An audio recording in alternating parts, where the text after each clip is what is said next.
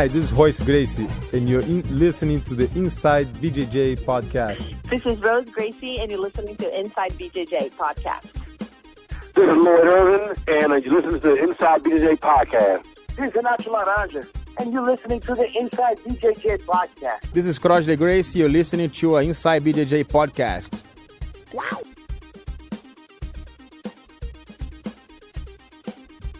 Welcome to episode 6 of the Inside BJJ podcast.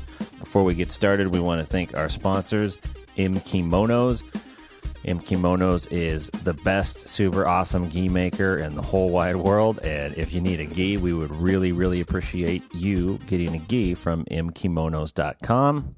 Check out the site. Josh has a great review, all the different types of gis that you can get and take a look at.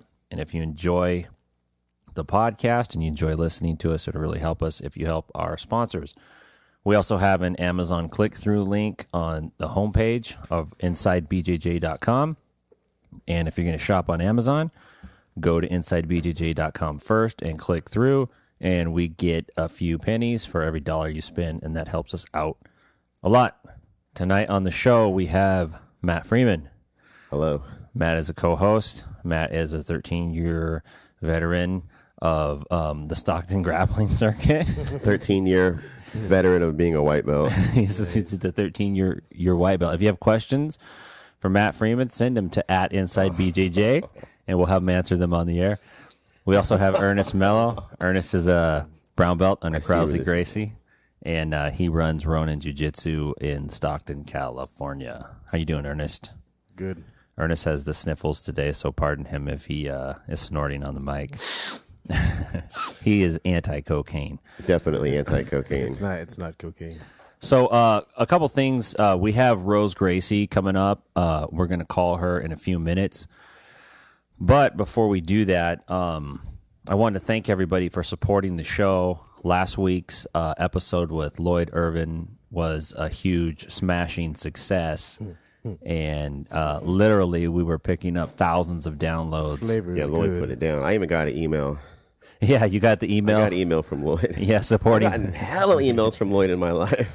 So you got an email with the link that was with the podcast that you were on? Yeah, like years and years ago, I know who Lloyd Irvin was through my email. Because every time I checked my email, I had a Lloyd Irvin message in there. Right. About some new shocking thing. Some new shocking thing, some new technique, a video, Ryan Hall. Right.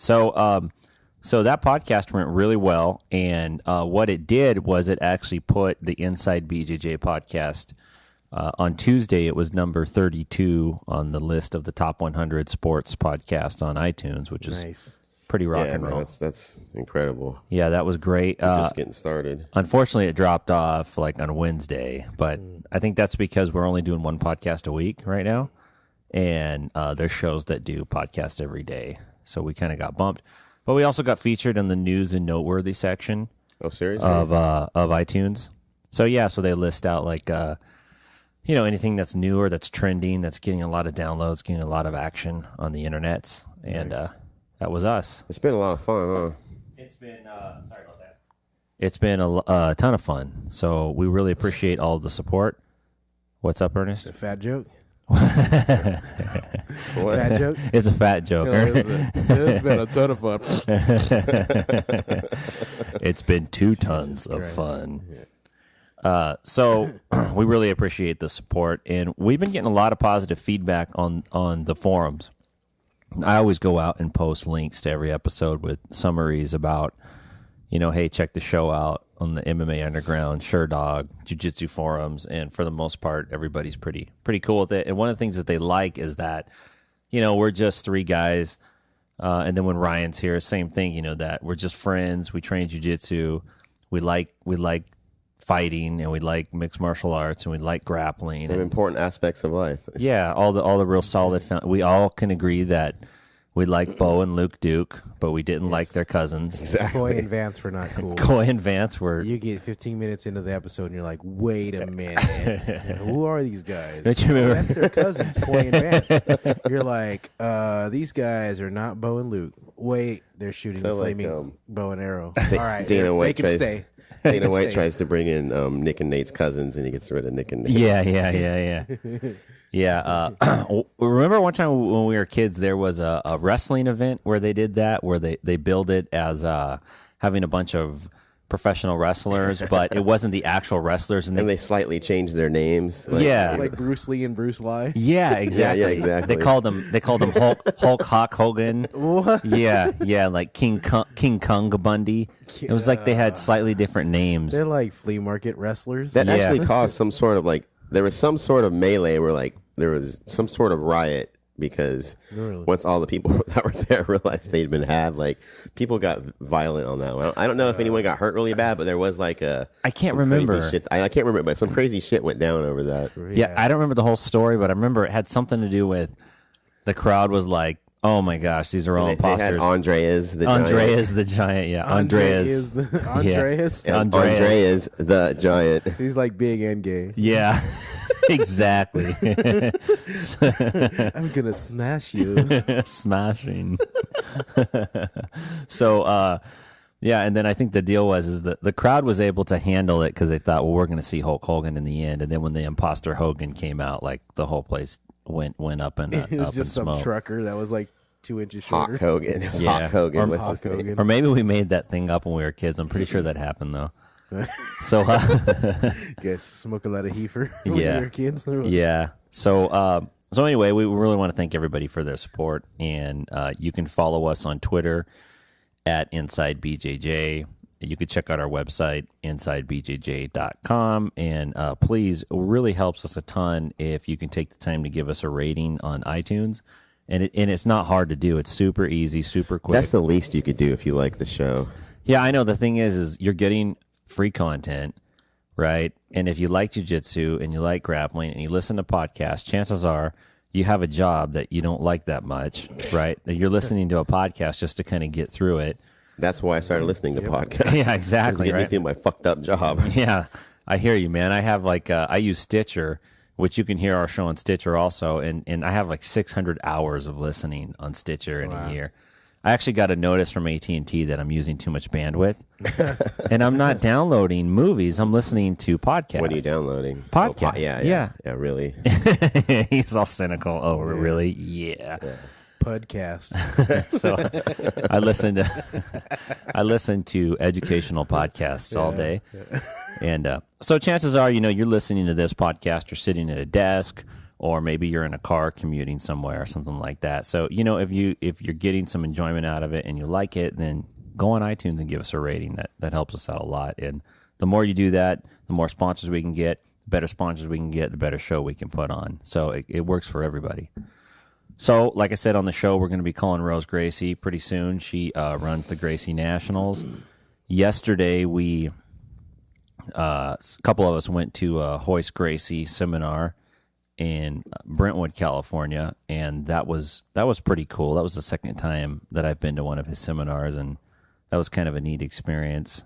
Just to get on the mat and kind of see him, the way he interacts, and talk to him a little bit. Right there, yeah. Out in this area, he started everything. Really, it started with Hoist. Yeah, it's pretty cool. So the cool thing, I think the cool thing about every seminar I've been to of his, there's been a few now, is that people always go and they want to see some cool secret move, he's going to show you how to make you shit your pants with Death the touch. magic submission, some dim mock.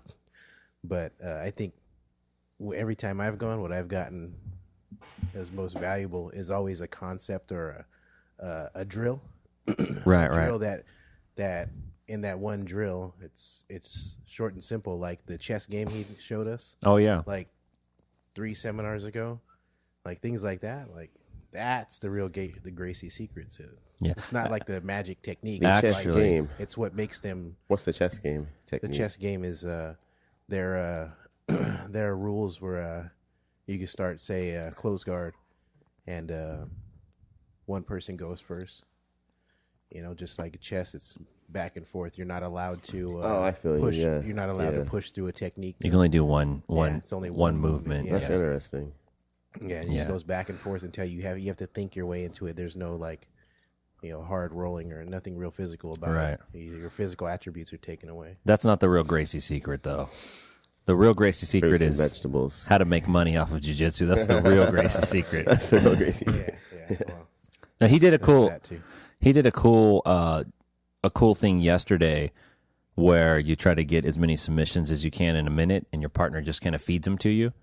That was pretty neat. Yeah, you kind of learn something about yourself. Like, I think I do only like 3 submissions. Yeah. Repetitively, and if it's not there, then I'm not doing anything. So I would Yeah. just snag like hella submissions when I was going, and then not give you any when you were going. Yeah, when it was your turn. Well, what he did is he went through it, and then he started asking people, how many did you get? How many did you get? And some people were like, one girl was like, 2.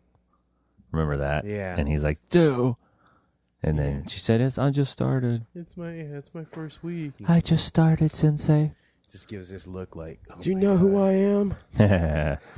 So What is my name? so that was pretty cool, and I got to talk to him for like a few minutes, ask him a few questions, and we'll be playing that on a future podcast, probably next week's, not tonight, because we have a pretty packed show tonight. But I had a good time. I always like going and seeing the techniques and stuff that he has to offer.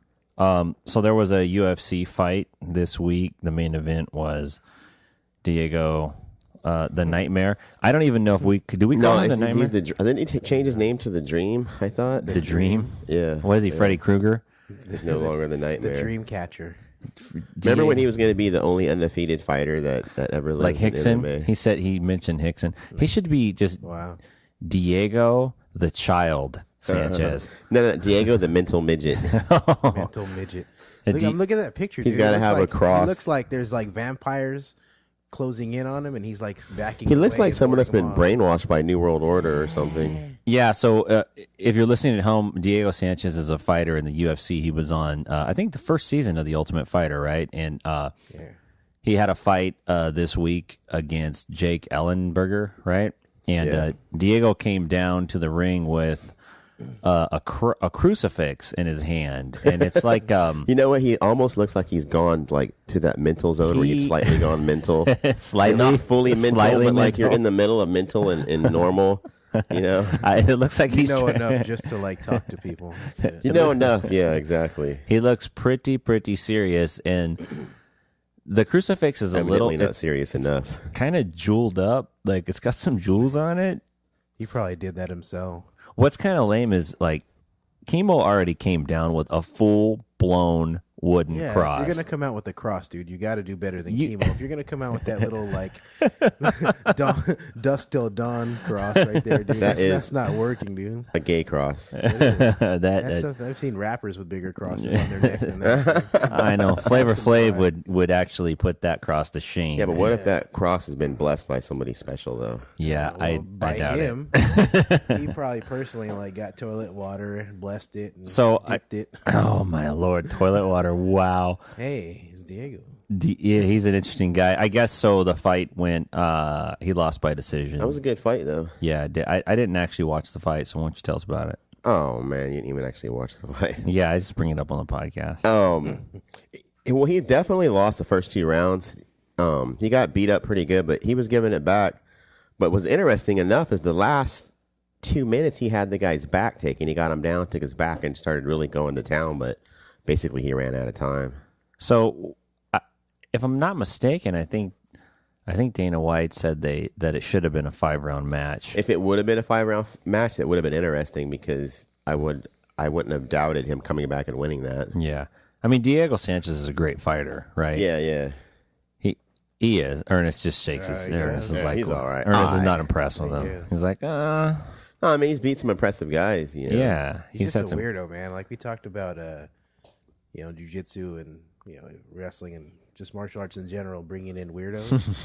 He's the one who actually has some success. Yeah, I He's know. the weirdo you don't want in your gym, but you're like, fuck, but he's just Yeah, if he good. just showed up in your gym talking that crazy shit with his crosses and stuff, you would tell him to go somewhere Yeah, else. he's like, I fought in the UFC, and I fought Nick Diaz, and you're like, yeah, okay, buddy, yeah. Well, here's our rates. And you're like, Here's our rates. I love watching him fight. His fights are great, though. Actually, I like to watch him fight too because he's never boring. He gets after it. Didn't Carl Parisian get his tooth knocked out by him? Or Either that or sometimes guys, I don't know if he got it knocked out or sometimes guys will have like a false tooth or something. a fake tooth? It'd be funny if that was his gimmick. He had a fake tooth that always came out every match. Like Brutus and Barber Beefcake. Yeah, exactly. His opponent would always have a ponytail. Yeah, right. Like, oh, that's gonna get. I think he chopped did get his tooth knocked out in that one. He's a really tough guy. Came out, or something like that. In action, the mouthpiece came out. Then he got like Yeah. kicked in the chin. Diego got thrown a couple times. Anyway, that was an old fight with Carol Parisian. That's old news. He was crazy then too, though. So Oh yeah, it's valid. He's bona fide. It takes special people to be fighters anyway. You know, But he's really special. He's- though. yeah. And he's a fighter. but I Either really way, like he would have watching been him. special. Like he's been crazy no matter what he did. Yeah, can you imagine if he didn't have fighting? Oh, he'd be in a nut house somewhere probably. I think he would be probably working at like a 99 dude, cent he'd be store. He'd be a feeling- mental health yeah. patient. 99 cents. Mental health. Somehow I have a feeling we'd still know who Diego Santos is. Like, that's that crazy bastard in New Mexico that killed all those kids. You're like, oh, that guy. He's tough, man. He's tough though. His therapist put him in fighting, and here we Oh. are. He's never had a boring fight. Oh no, he brings it, man. He's like crazy chicks, like what attracts guys to crazy chicks? Because they know they're gonna bring it. Yeah. You know what I mean? Like, Wow. put Diego in a cage, give him some gloves. slap him, Diego tell him brings that it guy- like yeah. a crazy chick. That guy said something about your mama. What? What'd you say about my mama? Yeah, don't be talking about my mama. Oh man. Let's see. All right, I'm gonna try to get Rose Gracie on the podcast. Let's give her a buzz. Whoa, sorry about that.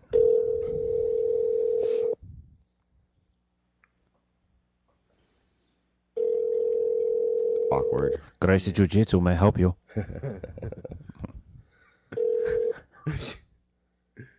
Have a side business. Hey, you're early for Brazilian time. Hey, it's you're on the I was podcast. starting this 10 minutes late. I'm kidding. Yeah, there you go.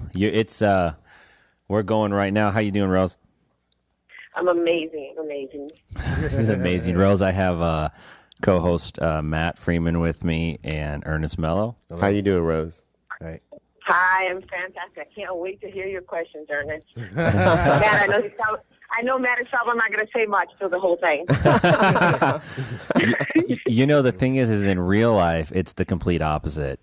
Matt is the guy that you don't want to be talking to because he's going to really put you on the spot. But Ernest puts. Oh, no, I know. I've noticed that this is what he does. Like Lloyd Irvin, they get the whole interview, and in the end, Matt was like, yeah, that was weird. I was like, shit, I don't want to be on his shit list. I'll behave real nice so he likes Wait a me, minute. man. I like Lloyd. Lloyd's a man. Yeah, I mean, believe it or not, I like Lloyd too, but there's. I'm just tired of him flooding my damn emails. So, Rose Gracie. I hear a little bit of an echo. Okay, Is there, let me see Am here. I on speaker, maybe? No, you're wired directly in. Come on, Freeman, get this shit right. No, I'm just kidding. I apologize. Yeah, I might not be able to change that echo. Is that going to be tolerable? You want me to call you back? Did you want me to call you guys? Yeah. You have my number, right? No, yeah, but I mean, should I call the three of you? Is it three-way call? Is that how you're calling it? No. You just call this number, and we're all sitting in the same room. So, Well, let me call the number and see if it makes a difference. okay, all right. Okay, bye. Dude, What's up? Dude? Come on, man. what a God. Everyone's gonna hear this. I'm so sorry. got an a-hole Freaking reputation, idiot. I guess. Yeah, you're a real interesting guy. I don't know why she's getting an echo. Lloyd didn't get an echo, unless he did. It could be a reception though. Sometimes when you're in a weird spot, it'll make it. See, that's better. I wish. Yeah, everybody should call in just for that. Hey, Rose. Yeah, it's the same thing. It's all good. All right. A real soldier. Rose Gracie is the organizer of the Gracie Nationals tournament, and she's the daughter of Horan Gracie, who was pivotal in starting the UFC. And there's been a lot of buzz lately about the Gracie Nationals, and so we wanted to have her on the show and talk to her about that. The thing that's so interesting about it has been that the Gracie Nationals is a submission-only tournament, 15-minute time limit, and if there's no winner by submission, then both I'm totally down with that. That's the best way to go. Both competitors lose, so we wanted to have her on and kind of talk to her about that. Can you give us, Rose, can you just give us some feedback on what the Gracie Nationals was like this year? Gracie Nationals was amazing this year, and it was literally like I was watching the rebirth of Jiu-Jitsu, because what I've seen lately was not Jiu-Jitsu. So it was really fantastic for me to be able to see that live and kind of, unfolding and right before my eyes. So it was amazing. Well, what do you mean by the fact that what you've seen lately is not Jiu-Jitsu? You can't just say that and then expect to not have one of us follow up on it. I mean, yeah, right. Well, basically, if you've ever been to a jiu-jitsu competition, let's say if you've ever been to a jiu-jitsu competition and never felt robbed.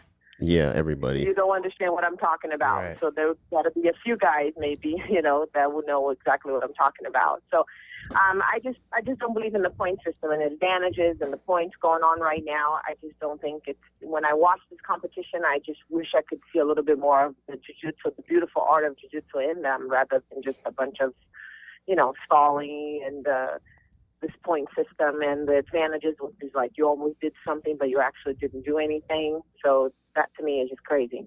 Is that kind of what prompted you to move in the direction of, doing a submission only? And if I'm right, I'm not for sure, but the first Gracie Nationals that you did, they were not submission only, right? I'm sorry, the what? The first few tournaments that you did, they used a traditional point system, right?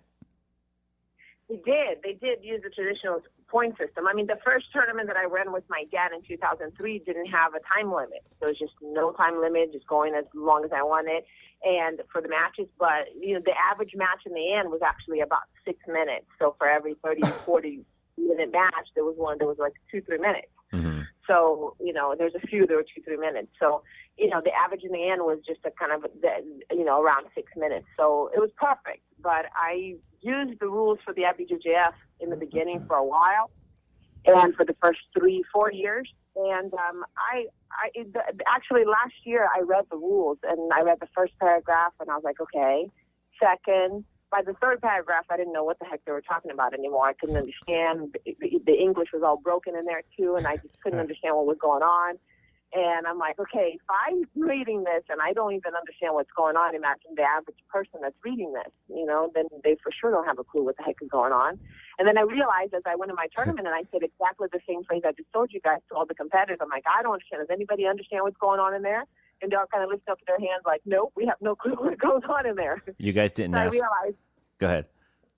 And I realized it was a huge problem, it was a major problem. So I just wanted to, I had to kind of sit down, and I got together with Pedro Valente. And usually I give Pedro Valente from Gracie Miami calls sometimes when I wanted to figure out what my grandfather say. So then I called Pedro Valente from Miami, and I said, Pedro, these are the problems. What should I do? I just don't feel like I'm running, that I'm making a difference in the sport by just running the same thing, and I'm not happy with it. So he says, your grandfather's philosophies were these. And I go, yeah, I know, but how could I, put that together into a tournament format that I would just make it more exciting for people and not just do no time limits. I just didn't want to run it at a no time limit event because the capacity of the event and the whole thing, it just didn't make sense. And we had to leave the building at a certain time too, so I was afraid that we couldn't go at past the time that we have to leave at the FitEx, so we can't really stay any longer. So I said 15 minutes, if they, which is more than enough time for somebody to submit somebody else. If they're done after the 15 minutes, they both go home. Both of their hands get raised, and they both go home. And that was kind of to instill a little bit of fear on people, and just like, I have up to 15 minutes to submit this guy, or I'm out. Well, we're both out. Mm-hmm. So that was the important thing that I wanted to add to, and it was perfect. So how many of the brackets, if any, went to where you had no submissions at all? Did you see that, or? Yeah, I did see that. There was about 4 or 5 that there's no winners at all.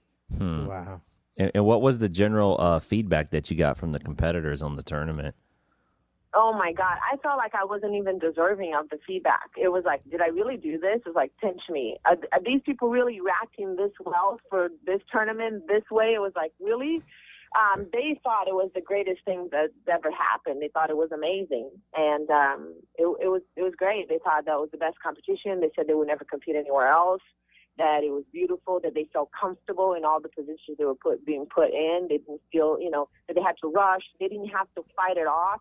And the most important thing, they were training. They were training for this competition in a different way, because right now you're training for the point system. You're training how to get a guy that's doing one advantage on top of you, and you're training you're not training jiu-jitsu, you're training how to get that guy off of you.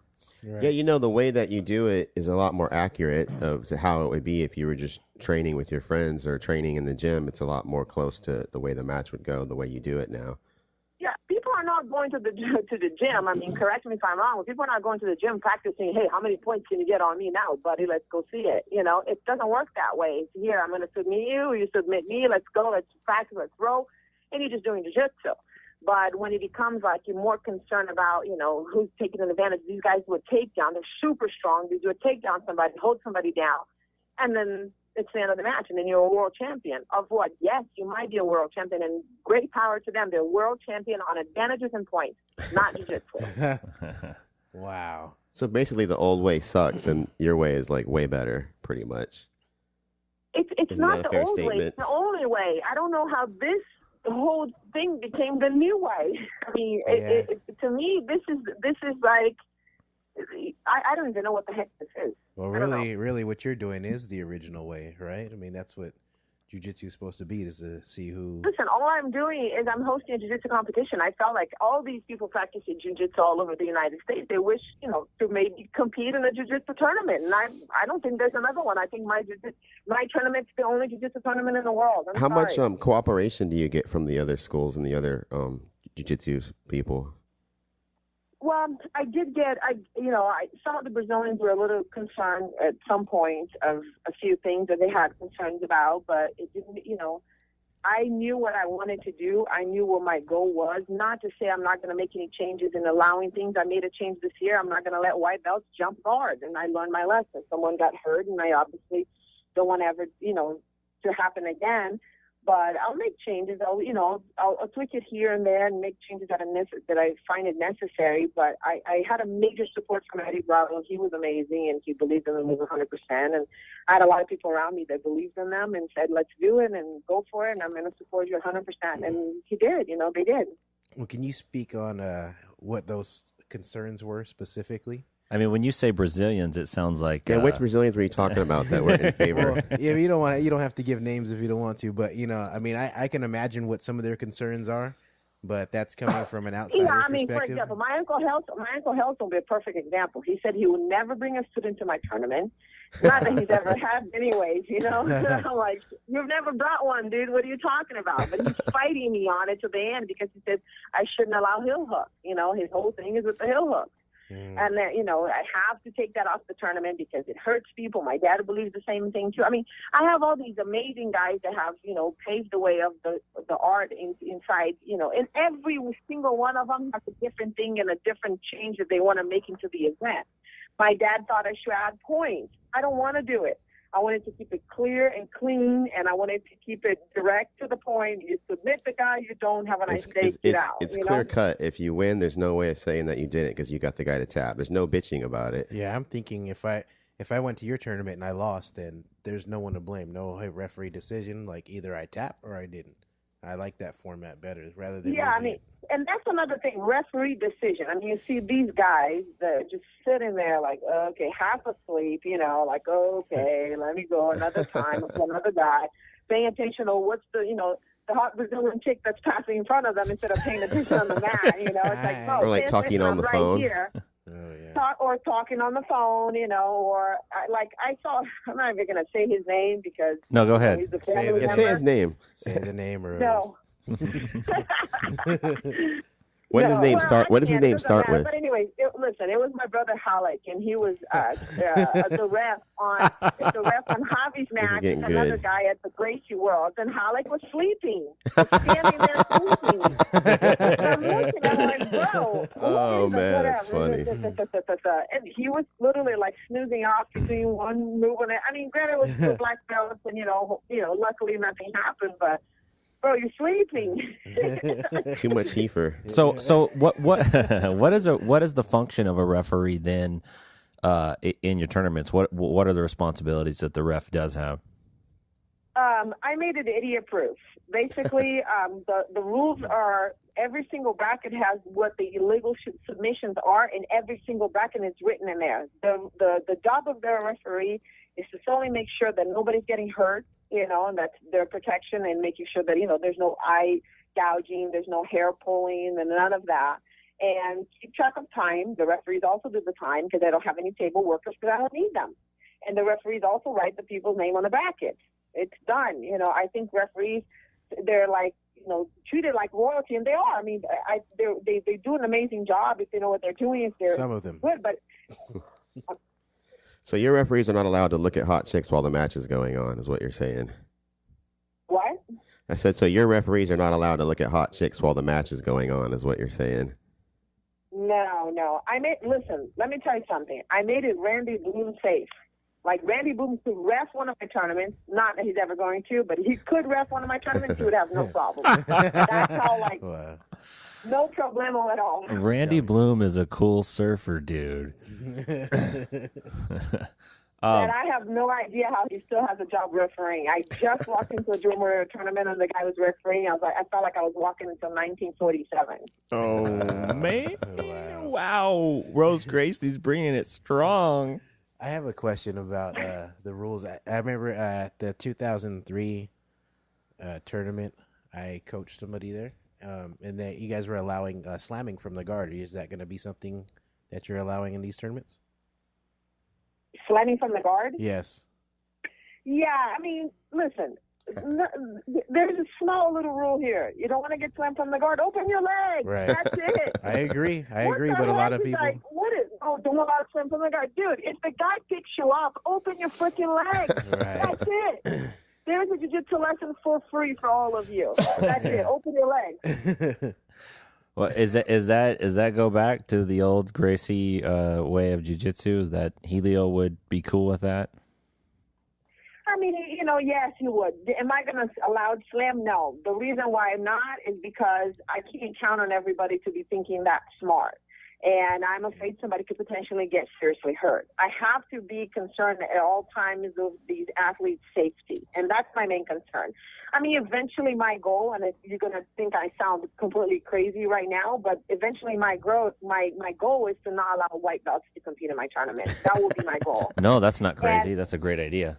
Yeah. I don't think it's safe. I don't think they should be competing. I mean, right now I have a lot of rules for them and stuff like that, and I keep an extra watch on them, and I overlook them very much. But it's just financially, unfortunately, right now I can't do it. But eventually I will. If my tournament is from the blue, purple, brown, and black, doing it enough that I could run the tournament without having to be putting money in without the white belts, that would be the first thing I would do.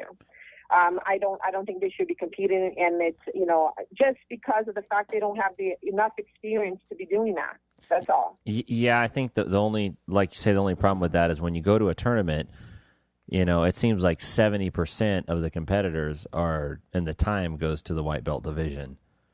So it's just like when you go to any gyms. I mean, most of the times white belts are your breadwinners. Yeah. And hold on one second, guys. I'm sorry. White belts are usually your breadwinners, and it's most tournaments are not going to say that because they're more concerned about making the money. I'm not. I'm paying for what the tournament is cost right now, and once the blue, bronze, and blacks, once I get enough of the higher belts competing in my tournament that I can break even, I will basically put the white belts aside, and then it will be a no white belt competition. So, I mean, I think that's an interesting idea. Have you gotten or not gotten any type of response from anybody at the IBJJF or anybody associated with IBJJF ran tournaments? If I got a response from them? Yeah, I mean, has anybody commented on what you're doing? Are you kidding? Listen, people call me because they want to get a hold of the IBJJF. Because explain what you mean. What do you mean? Well, when people have a problem, they can't get in the bracket, or there's an issue, or somebody paid for their tickets and there's a problem, they contact me Oh, they so I contact can get a hold of somebody else. Can you hear me? Yeah, go ahead. They contact me so I can see if I can find somebody that I can get a hold of the IBJJF to get things taken care of because they don't answer emails or phone calls. Oh, that's funny. What's going to make you think they're going to pick up the phone to give me a call? A lot of the phone numbers and emails are listed are like in Brazil. So like we have to call Brazil to get a hold of somebody about money we just gave them in America. Yeah, that's. What was that? I'm sorry. You cut off. What did you say? I said, well, they're probably doing this. I remember having an issue, and the numbers that are listed on the IBJJF website, they were like in Brazil. And the emails, you can tell they were going to go to Brazil. So like, okay, I just gave my money to somebody in the United States. But if I want to solve this issue, I have to call somebody in Brazil and hope they speak English. Yeah, so that's probably why you're getting flooded with calls. That makes sense. Yeah, that makes a bunch of sense. It makes sense for them. I mean, they don't have to give money back. Are you there, Rose? Rose. We lost Rose. You guys there? Oh, there you go. Can you hear us? Hello? Yeah. Yeah, I can hear you. It's cutting off a little bit, but and that you said that they send you to call somebody in Brazil. Well, those are the to numbers. Answer a question from the IBJJF. Yeah. Yeah, well, I don't know if they've changed it recently, but last year those are the only numbers that were posted. I said, it doesn't make sense. None of it makes sense. How about the scale that apparently you step on the scale and the scale is a little bit off, and then you step on the other scale, apparently you step on the pre-scale before, and the pre-scale is perfect. You're right dead on weight, and then you step on the official scale, and it's a little bit off. You get disqualified. So how are you running weigh-ins at your tournament and weight classes and all that kind of stuff? I just run the same weight classes as the UFC runs their weight classes: 145, 135 and below, 145, 155, 170s, 185, and I give them a pound allowance, and they do not have to weigh in with the gi, and they can weigh in the day before. It's about them having fun on the weekend. I'm not running anything cutthroat like you have to make weight or you're disqualified. And with the children, especially with the children, I mean, if they're not making weight, I basically put them on the bracket above, like in the bracket above the one that they were supposed to or whatever. I just fit them in where they got to go. I mean, so I get it with the children. I totally get why you're doing that. But if your goal, and I'm speaking for you, I don't know what your goal exactly is, but if your goal is to be able to produce champions where people can say this guy is the champion. He did not win on points. He did not win on advantage. He won by submission, and these are the top competitors in the world. Then weight classes are going to be a really big deal, and the whole weighing in process is. I know you say you want it to be a place. Pound allowance. Everybody gives them a pound allowance. Yeah, but I mean, isn't the UFC a pound allowance? What's the big deal? It's a pound allowance. Yeah, what's the big deal, Tim? No, but this is the big deal: is how do you go from a place where people can have fun on the weekends to a place where people can be declared the world champion of jiu-jitsu? Oh, he's got a point. Listen, are you telling me that the guys that compete and give their blood for 45-minute matches there and they won the championship, they're not champions just because they had a pound allowance? No, I'm not. Because they had fun with it? No. I'm not saying that, but I'm saying if you take kind of the approach where, like, I kind of understand where you're coming from for kids, totally, because kids are kids and they need to have fun. And, we're trying to get them involved in jiu-jitsu. We're not trying to give them a bad experience. But when it comes to adults and high-level competitors, how do you approach that? Because these guys take their training and their diets and everything like ridiculously seriously. Wait. Tim, I'm going to cut you off right there. Are you shitting me right now? Are you shitting me right now? You got to be shitting me right now. Are you fucking telling me that the IBJJF running competitions on advantages, points, and performance-enhancing drugs, those are the world champions? And my guys, because I have a little more meaning and I say, hey, buddy, you're not making weight, I'm going to go ahead and put you on the above bracket. That's the problem? That what doesn't make them champions? You've got to be kidding me right now. I'm not telling you that those guys are not champions, but I'm asking you, let me clarify it. Let me make it more clear. How are you going to get, if you want, the guys that are competing in the IBJJF tournaments to compete in your tournaments? I don't care if they compete in my tournament or not. Yeah, I she want don't the care. people. I could care less if they compete in my tournament or not. I don't ever, oh, well, you know what? I don't believe these rules, or I think I'm going to do this. Go do it. I think the IBJJF runs the best point and advantage tournament in the world. They're super organized. They're measuring your gi. They will not let you step on that scale and be above 100, like 100 grams. What is it, like 50? I don't know what it is, but you 1 little ounce extra, you're doomed. I think they do a great job of doing that. My tournament is a little bit different. My tournament, hey, great customer service. You email us and you call us, you're going to get a hold of somebody within a couple hours or tops a day. That's a difference. Go call, email the IBJJF. Let's see how long it's going to take you to get a response from them. It might be quick. I haven't heard of it. You might have to be calling me to get a hold of them like I get it all the time. Go do that. Or better yet, go practice your jiu-jitsu on your advantages and your points. Go do that. Go do it. I don't care. They do a great job at what they do. I just want to host a jiu-jitsu competition, which is very different. That's all. I think that's a great answer, actually. That is a good answer. And I think if that's your goal and that's where you're coming from, then you're well on your way to achieving it. How are you going to address the issue of performance-enhancing drugs? Well, how am I? Or I'm already doing it. Well, testing people. Who? Well, okay. So how are you testing? Well, basically they pee in a little cup, and then I send it to the lab, and then they, it all came back negative for my tournament, which was amazing. I doubted that those guys that could potentially be tested are going to be competing in my event. I don't want them anyway, but I send all their pees to the lab. They go get it tested and come back. Once I get it, if someone ever comes positive, then they have 2 days to go get a blood test, which I will pay for everything. They will get their blood test, the blood drawn, and then I'll do a little more in-depth performance, test from there. So who gets tested? Is that just the winners of the bracket, or is it random? I did it randomly this year, and then I am hoping for the Worlds on July in San Jose. I'll be able to do the winners of every bracket, because I think that's where it should be. Right. But like I said again, I have to, it has to. They're not that cheap. I mean, I actually bought the cheapest possible performance-enhancing test that I could possibly find, because I didn't want the smaller tournaments or any other tournament to give me the excuse that it would be too expensive, because it's not. They can afford it. But, I mean, the goal is to be able to test every bracket. So that's what I want to go. I'm going to have enough tests for next, hopefully for the July event, that every bracket will be tested. At all levels you're testing? I'm sorry? At all levels you're testing in your tournaments? Is that... Yes. Well, the adults, not the kids. I'm not testing the kids. So, like, if I was an adult, I would have to pee in a cup to compete in your tournament? No, white belts, blue belts, everybody. Everybody? I think you should test the kids. Everybody. So, And I mean, like I said, this is my goal. I'm not promising that that's what's going to happen. So don't get over that like, oh, you didn't test as a white belt. I'm just saying my goal is that I'll get as many tests as I can possibly do, and I'll keep doing them. And eventually my goal, like I said about the white belts, my goal is to eventually test everybody. All winners will be tested. So say somebody comes back with a positive or dirty test. What's the repercussion of that? Say they're a medal, they're a placer, they second or first.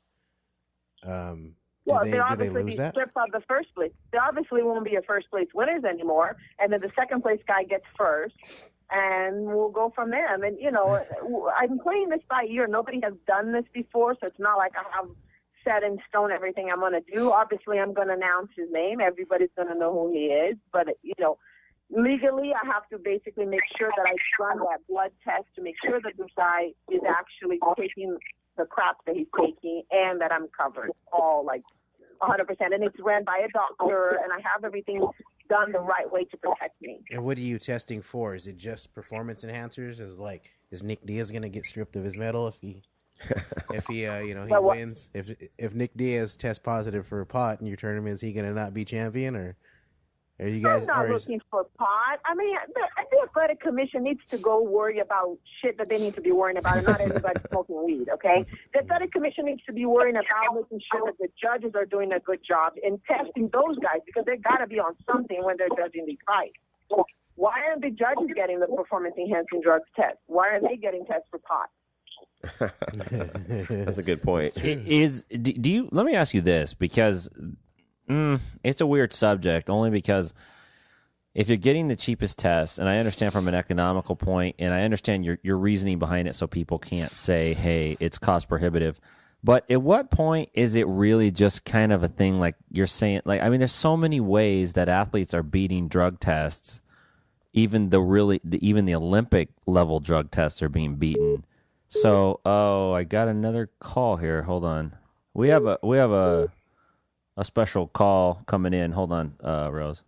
Special call. Yeah, hold on. Hello, it's Inside BJJ podcast. Yeah, I'm listening to this podcast, and I hear a lot of stuff. I think you know who this is. You want to have it. Hold on a second. Let me Rose, are you there? Yeah, I'm right here. What happened? Somebody called in. Who's this? This Renato Laranja. Oh, I bet you're surprised I even waste my time to listen to a show like this. Heavy host Gracie come there, but I'm here that because I'm always interested. Everything comes from Jiu-Jitsu, if they have a different tournament, everything like that. And I that she say I don't want you to think that she speaks for all Brazilian people. So you don't agree with you don't agree with her opinion? To be honest, I don't agree with a lot of stuff that she says. Like what? She can't have. I mean, for instance, you're gonna test the people for they're gonna take bomba to get strong what's to be able to fight. That's a steroid. Oh, okay. That's it to enhance your performance. But are you afraid, Renato? You're gonna go out of business? You know, I'm a natural. In fact, I'm the one who's bring natural fruits and vegetables from the. So don't try to put that for me, because that's a different thing. Yeah, but I hear you can get it if they need it. No, I don't know about that, but if you can have it, you're gonna test a dog, but you're not gonna put kids. Then you're gonna have some kid gonna bring something for their dog. He's gonna sneak that, and he's gonna give to the guy's gonna have some bomba. So your system is backward. And then you say that I'm gonna test for that, but I'm not gonna test for weed. I'm gonna put for heifer, and that should be prejudice against. If you're gonna have the whole drugs, you're gonna test every drug. Okay, how many tournaments do you run, buddy? How many tournaments I've had? Yeah, how many? You asked me how many I've been. How many times I compete? No, I asked you how many tournaments do you own? I don't own any tournament because I don't have the chance for that. I don't have a chance. I'm busy doing. I'm the kind of guy you hire to come to make people come to your tournament. I don't have to have that. I'm too big. I'm on to bigger and better things. Okay, how about this? How about you come? Aren't you a black belt? 27-time world champion, Renato. So why don't you come compete in my tournament? No rules for black belts. Why don't you come compete in my tournament? No rules. God, you have that's because you don't have some rules, and that's not a jiu-jitsu tournament. Because you're going around leg locks. You have that heel hooks. That's not jiu-jitsu. We don't work for that. I forgot. The Brazilians are the best at the submissions for the waist up. Anything on the waist down, you want nothing to do with it. Okay, I bet you'll be surprised, Harvey, when to take it off my belt and to see what I work with from the waist down. So whoa! But if you want to talk about that, but talk about don't train for that. I'm from Brazil. I don't come from Armenia. I'm not Armenian. Listen, my girlfriend Marina told me about you. You two-pump chump. Let's talk about the jiu-jitsu shit now. That's because she wasn't worth more than two. I wasn't done with her. I'm on to the next. And now I'm talk about. I don't think you talk about to do some Armenian catch wrestling. That's where they play footsie. I don't want to grab some man's feet. In some culture, it's considered disrespect to even touch somebody with your feet. That's not in the business. Who am I? I'm not Dr. Scholl. And why you, Horse, if I can't speak, you didn't speak a long time. Why you don't just have, I'm going to add now karate chop. I'm going to put a guy to do a clothesline for the guy. Oh, now I'm going to do that. I'm going to put Sergeant Slaughter. That's not WCW. I'm not a Hick Flair. I'm not a Havishing Hick Hood. Oh, Tim, is this a surprise co-host or what? No, he just called in. He's been listening in. Been listening in, and he wanted to talk to you about your tournament. He's been pretty active in the jiu-jitsu community, and he's got some strong opinions about. We have to say, if there's an authority on Brazilian jiu-jitsu, it's Master Renato. So finally somebody's gonna have some respect. It's like I call and I think that it's like I'm a Joe Blow, like I'm a nobody. Like yeah, I don't. You said it yourself, Joe Blow. I don't. And another thing, you're gonna have a pound allowance. You're gonna allow a pound. Why are you gonna have that? If the guys was eat a diet consists of, you should know better than anybody. If you have a diet, it's a Gracie diet. You're gonna have some more fruits and vegetables. You're gonna be lean. You're not gonna need a pound. Okay, listen. Let me run my tournament the way I want to run the tournament. Okay, You're free to do whatever you want. I'm free not to come, and I'm free to people. That's not jiu-jitsu, and you can do that. You can have that. Okay. Well, go compete at the BJJ. Go sharpen your advantage skills, buddy. Go get on it. Hey, I'm gonna do what I've been through, because you try to reinvent the wheel. You don't need to do that. And just for your information, Holt, there has been a jiu-jitsu long before you, and there's gonna be jiu-jitsu when you long been gone. And I don't know why all of a sudden the fascination every woman has that I'm gonna do jiu-jitsu. It's like, why you don't just do what you've been doing?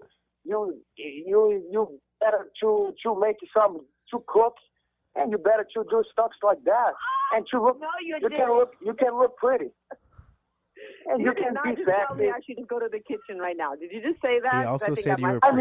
I'm not saying because I'm not your husband.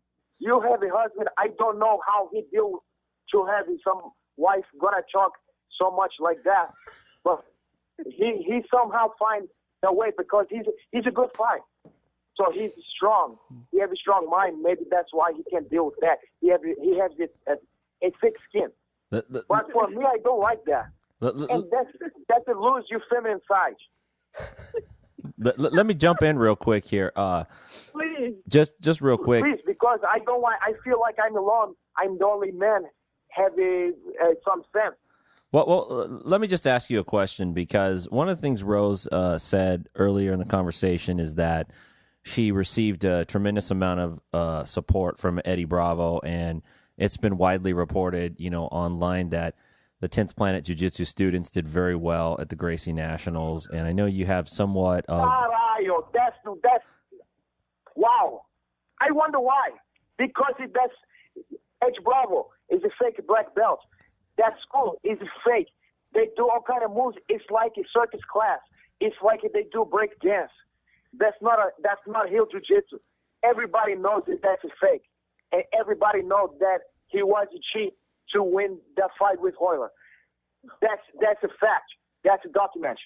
And of course they're gonna do good, because it's like Edge Bravo is like that guy. Is a Chris Angel.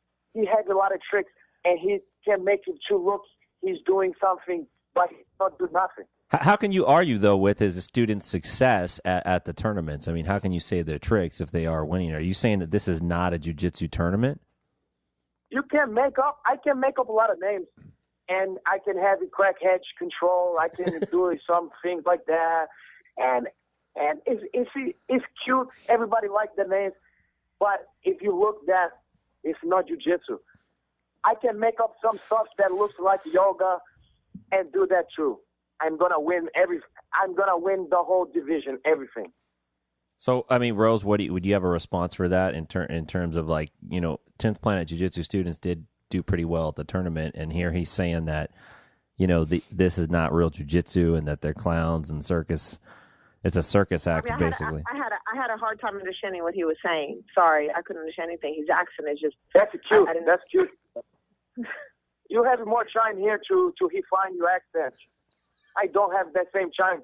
Give me some time, host, because, I may sound better than before, and you know that. I've been working for that. You can't even tell my name right. It sounded like you're calling me a bad name. What the heck are you talking about? I have some disrespect, but that's the kids these days. They act like that. That's the problem you have. You get too much leeway. Listen, I would love to have you at my tournament competing with the black belts. No rules at all. You're a black belt. You should know how to defend a heel hook. You should know how to defend a leg lock. You should know these things. You're a black belt. You should know everything. There should be no restrictions. If you're a brown belt, I'll give you some restrictions. No, but I don't know anything because you know everything. I mean, how I'm going to know something because, obviously, you know everything in the world. So you know things too much. Yeah, I do. You try with your tournament, you try to reinvent the wheel. You try to be the first woman on the moon. But I'm going to tell you why there hasn't been any women on the moon before. Because it don't need to be clean yet. Oh, wow. Wow. Listen, Renato, I understand that. I'm going to just clean house in here. I'm going to clean the performance-enhancing drugs. I'm going to clean jiu-jitsu. I'm going to take advantage of that. I'm going to clean points out. I'm here to clean house. That's a perfect example. I'm going to use that from now on. I'm here to clean house. That's good. And the first place you should clean is your 10th Planet because that guy's Smoke Serpent, Edge Bravo, have you mind in a fog. Because he has you and your husband is addicted for heifer. And that's obvious for me to see that. And anybody who don't see that is a joke for themselves. That's a kid themselves. Translation, Tim? Basically. I believe he's... Guess what? You can, Jim, I feel sorry for you. You're going to have to continue for this whole thing without my service. I give my opinion, and I do the best that I can. I hope to see you at the tournament this year, okay, at the World. Let's see. I'm sure you do. I'm sure you want to see me. I'm sure you want to see me. I'm sure you want to see me. Well. And I'm sure your husband not going to want to know that you was interested to see me from the waist down. But he's gonna hear from this. He's gonna hear because a lot of people gonna listen to this show. And I'm gonna go. I now have to feed my body and have to feed my mind and take some fresh air because I'm sick from this. I'm gonna say goodbye for you. I bet you do. That's for you. Abrazo. All right, Renato. Thanks. Wow. That was rough. Wow, Rose, that's some strong words from a Mundial champion. I mean, how are you? How do you feel about 10th Planet Jiu-Jitsu coming in and cleaning house at your tournament? Oh, I thought it was amazing. I think Eddie's an extreme talented guy, and I think his guys were fantastic. And I allowed the twister too, by the way. Nice. And I thought it was great. It was so important for me to be able to have him there, and I really appreciate him being there and really like helping me out and believing in these rules and believing in what I'm doing so much that he's 100% in. So Eddie's been very supportive of this whole thing. Yeah, Eddie is a major support of it. Are you and Eddie personal friends? I mean, are you friends with Eddie? I mean, we could say so to a certain extent. We're not, hanging out on the weekends or nothing like that. But I mean, whatever. He's good friends with Javi before. Listen, I never liked Eddie as a good Gracie. I didn't even want to look at Eddie. Just like most of the Gracies and most of the Brazilians. And not until I met Javi, that Javi was good friends with Eddie, I actually opened my mind to understanding. And Javi's my husband, for those of the ones that don't know about that. And Javi was like, no, Eddie's actually not a bad guy. And I started understanding a little bit behind it, what was going on and how he felt about things. And, And I mean, I think Eddie's a really, really good guy. He's a nice guy. He's a guy that, that has done a lot for the sport. And, a lot of people don't recognize that. I mean, there's Eddie. I mean, there's guys like Eddie and Javi and even little Jeff Glover and people that are paving the way of the no-gi jiu-jitsu for a long time. And they've done an amazing job. And Eddie's absolutely one of them. So you said, and he's a character, Yeah, of course. You said as a good Gracie, you were, I guess, conditioned to not like Eddie. Can you tell us why? Because there's a lot of people that are jiu-jitsu, I guess they would call themselves jiu-jitsu purists, and they don't buy into Eddie Bravo's system. They say it's not jiu-jitsu. I mean, from a Gracie perspective, can you give us some feedback on what that's all about? Why do they disrespect Eddie so much? Brazilians and Gracies don't like Eddie Bravo because it's like, Eddie will just basically say it like it is. And a lot of people don't like the fact that people would just say what they think, and sometimes it could be the truth, and it kind of hurts them, I think Eddie says, a lot of things that's valid. He just says what he believes in and what's in his heart. And that's kind of one of the greatest things that I think about him are. And he knows I'm the same way. I'll tell you exactly like it is. I won't beat around the bush. I'm not afraid of anybody. I don't have to pretend something because of somebody else. I don't have to be concerned about stepping on anybody's toes. I'll just say it like it is. And he's very much that way, too. And Brazilians kind of sometimes get upset about that. And, and because of the whole match that he had with Hoyler, and that was, apparently like a big deal and a horrifying deal. And he's challenged Hoyler several times, and he wanted to compete with Hoyler again. And, whatever. I don't care. I just think Eddie should just continue going and doing his thing, and Hoyler should do his own thing, and, we should all go on with our lives and let it go. Well, what about the technique specifically? A lot of, I've heard, jiu-jitsu black belts, speak on the types of submissions that he has in his system, like a gogo plata, things like that. The twister specifically, that's not jiu-jitsu. That's just... It's nonsense in jiu-jitsu. Like I said, who are these people? The advantage in points guys? Probably. I have nothing. I rest my case. So, Rose, let me ask you, though, where did jiu-jitsu go wrong? I mean, where did the advantage in points movement get so much traction? I have no idea. How did it get to where it got right now? All I know is that it's bad, and that I have been given the opportunity to run these events, using these rules before running these events, and I've gotten and I was able to have a certain amount of competitors in my tournament that I say, hey, I'm able to make a difference. Why am I not doing it? Why am I not just running the thing the way I wanted to run and just, go for it? My first tournament, actually, in 2008, I ran with very different rules. I did not use the IBJJF rules, and it was just a disaster and a half because the Brazilians didn't want to compete in it. They were fighting and fighting, no, I'm not going to. And then there's this guy, what's his name? Marcos Vinicius from Beverly Hills Jiu-Jitsu Club, right? He's like, no, I'm not going to go. I'm not going to participate in it. I don't like these rules. Didn't bring any students. Then the following year, I did the IBJJF rules, and he still didn't bring me any students. So the third year, I was calling him, and then I just talked to him, no, because, we're doing this. And I'm like, dude, if you're never going to bring me any students anyway, why am I even wasting my time calling you? See you later, alligator. I'm not even going to call because whoever's not going to bring, they're not going to bring regardless. It doesn't matter. I could be, dancing like however they want me to, whatever song they want me to, and they're not going to bring it. And it doesn't matter. It's the competitor, the student, the people that really they're teaching really good jiu-jitsu and real jiu-jitsu in their schools, they're going to come out. And they're going to prove their jiu-jitsu. Like, there was a guy, Paul Silva, and he brought some students this year, and he supported my event.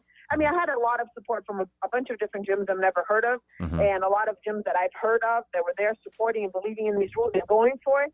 And this guy, Paul Silva, had a bracket with, there was 20 guys on the bracket. And his I believe it was blue belts or white belts, all of his guys closed the bracket. Wow. First and second place. Wow. So these guys that you've never heard of, and that means all his guys were submitting everybody all the way through.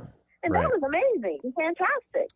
Well, so these are gyms that you haven't heard of it before that are going to come out, and gyms that, have been practicing the real jiu-jitsu, or gyms that actually just do the jiu-jitsu at, the people that don't want to do with this advantage and points deal. Has your dad, Horian, spoke about any of this to you? What his opinion is of what you're doing, and is he supporting this or behind it in any way? Can you repeat the question again? I'm sorry. I said, is your father supportive of this in any way? Has he spoken to you about it, or? No, my dad, I'm going to just make it very clear so there's no ifs and buts. My dad does not support these rules at all. He does not think these rules should be the ones. You're such a rebel. I should give points. He thinks I should be giving points to, somebody that is in a better position, somebody that puts the hooks in. He thinks I should be not allowing heel hooks for the black belts or for certain belts because he thinks that it hurts their knee before they can realize that they got the heel hook on. And I mean, I'm seriously considering the heel hooks. I'm going to hear more people about it. I know my Uncle Helson's against, my dad is against it. But like I said, I explained to my dad, if I add the points, I'm going back to where I'm running from. And I will not do that. So who is supporting you? Is there anybody you could mention that is behind what you're doing? Oh. Well, the reason I'm just, I know, I don't mean that to be like derogatory, but. Oh, no, not at all. I think it's funny. Yeah, I mean, the we're thing supporting is, you. Yeah, your last name is Gracie. So, I mean, it's practically synonymous with Brazilian Jiu-Jitsu. So if you're running a tournament and you're doing stuff, then it's especially, the fact that you're Horian's daughter, I mean, that's almost as close as you get to, pure jiu-jitsu as far as, the source of where a lot of this comes from right now. So listen, let me explain you something. My dad and my mom are cousins. I'm going to complicate you very much right now. So my mom is Carson's niece and Henzo's cousin, first cousin. So I have a lot of people, how they say there's two sides of the family. I don't know who came up with this ordeal. There's no two sides of the family. There's only one side of this family, and it's the Gracie family. Mm-hmm. And, like there's Carlos and Elio. There would be no Elio if there's no Carlos, and no Carlos if there's no Elio. I mean, these guys had the same bank accounts. They did everything. I mean, Carlo was Elio's mentor, and it was, to me, I have a very different view because, I do know some people in my family say, oh, that's Horian's daughter, so they won't even talk to me about certain stuff. But then they remember that, hey, besides being Horian's daughter, I'm also Carson's niece, and I'm also, Carlos' granddaughter. So great-granddaughter, I'm sorry, Carlos' great-granddaughter. So, I am in both sides of this family, and there's, people from both sides that actually support and think that I'm doing a great job in my family. Now, I get a major support from Pedro Valente. My Uncle Hickson thought my rules were really good. He hasn't gotten really in-depth. I haven't told him that after the 50 minutes, you guys get disqualified. But what are you holding that back from Hickson? Are you holding that back from him? You don't want to tell him? Listen, if he finds out, great. But, all I'm saying is this. They believe that each one of them has certain things that they believe in and they support. And then there's always that one little thing that they wish they could change. Mm-hmm. And, I can't please everybody. And I'm not trying out to please everybody. My main concern is to make sure that I save whatever it is that's jiu-jitsu out there. Because I don't see jiu-jitsu anywhere. I just want to look at my competitions and see jiu-jitsu. That's it. Well, no disrespect to Hickson or anybody else who is revered in the jiu-jitsu community, but I think the only people you should be taking your opinions from are the competitors. They're the ones who are going to tell you exactly what they like and don't like about it. Listen, that is all I'm doing. When I did the in-house tournaments, I asked the competitors, how did you feel? When I was running my event, I was going around to all the competitors. How did you like it? What did you think? How did you feel? Because those are the people that I need to worry about. Right. And so you have. I feel from the. I'm sorry? No. Go ahead. Sorry. Now, for example, this guy that got hurt in my event, I felt horribly about it. And it's some white belt just guard on the other white belt, expecting that the other guy was going to catch him, and he didn't. He landed on the guy's knee, and he just devastated the guy's knee. And I've talked to him 100 times. I'm going to remove the jumping guard for white belts out because you're just hoping that the other guy's going to catch you, I'm going to remove that from the white belts because I don't think they're ready to do it. But again, the guy said the same thing to me. There was an amazing, everybody else was saying the same thing. This experience was amazing. It was the best jiu-jitsu tournament I've ever competed in. It was the best thing that's ever happened. And like I said again, I didn't feel like I even was deserving of all the praises they were giving me, the athletes. And those are the people that I have supporting me 100%. And I will give you a list of all my athletes that competed in my tournament for them to tell you guys themselves how amazing it was for them to compete in my event. They were competing like they were training. Right. Well, and the thing is that they're going to vote with their dollars, right? So if they like what you're doing, they're going to register for your tournaments and they're going to compete. And if they don't like what you're doing, then they're going to go somewhere else. And honestly, I'm not saying this to you because you're a guest and I'm trying to kiss up to you, but I've always, Matt's going to chime in. That is why he's saying this that. is why I'm saying it. Can you give me a black belt? No, so what I'm saying is this, is that there's a lot of criticism of the IBJJF. There is almost every athlete that I talk to, when I start asking them about the rules and I start asking them about the direction that the IBJJF is going in, almost all of them across the board say that there needs to be changes, that they're not happy with the way it works, and that it's, in general, moving in a direction that is probably not great for the sport. So, or I shouldn't even say the sport. You're more concerned about making money than doing something that's good for the sport. And that's the problem in everywhere you go. It's a problem when you go to, if you go, listen, I have a sushi restaurant that I love to eat at. We always go there all the time. It's amazing. Then all of a sudden, you could barely eat the sushi, the salmon, you could barely put it in your mouth. All of a sudden, now you can see through the salmon for the rice. I'm like, bro, what the heck happened to your sushi here? And they became more expensive, and it's more rice, and it's just, you started watering it down, you start selling out. And this is a huge problem. It didn't, the IBJJF tournaments, my Uncle Carlitos is an amazing person, and his tournaments used to be fantastic to go to, everybody hanging out. You see a bunch of friends, you kind of sit around the mat area, you see your family. It was like a family gathering. It was like, hey, let's go to the tournament because we're just going to see everybody. That's how I used to see my family members going to this tournament. And what happens that has completely changed. It became now a money-making machine, and it's not. Like I said, the emails are not answered. It's just more tournaments, more the Houston International, the Phoenix. They're going to run the Rancho Cucamonga International pretty soon. It's everywhere. Rancho Cucamonga. It's lost its essence of what it was about in the beginning. It became like numbers, and a numbers game. I never wanted to be that way. I don't want to. It's not who I am. It's not what I know. People are like, why aren't you running 2, 3, 5, 10 events a year? I get that all the time. I have no interest in doing so, at all. It's been 5 years. This year is the first time I'm going to run the Worlds, and I'm going to run the Worlds because besides the fact that Eddie Bravo almost held a knife to my neck for it, it's the fact that I wanted to be able to give the athletes, they're putting time and they're doing the right thing, a world title. That's it. So how are you gonna, you are gonna run the Worlds in July, right? In San Jose. That's the last I heard. How are you gonna? What if? Just big picture here. What if everybody who competes in these IBJJF tournaments, they start looking at this and they're like, you know what? Points suck. Advantages suck. We hate it. We don't roll this way anyway at home most of the time. We're going to start doing this submission-only tournament, and then you start getting thousands of competitors. How are you going to manage that, and how are you going to not turn into the new IBJJF? Well, three little letters, and, that's very important. Cap. You cap the tournament. You don't let anybody register. I have right now people register from Miami for the Worlds, and this is like about 4 or 5 months out. I've never had people register so early in my entire life. So registration's open right now for the Worlds. Open because people are just going nuts trying to register, and I'm like, we're literally haven't woken up from the Nationals yet. Because I want to register.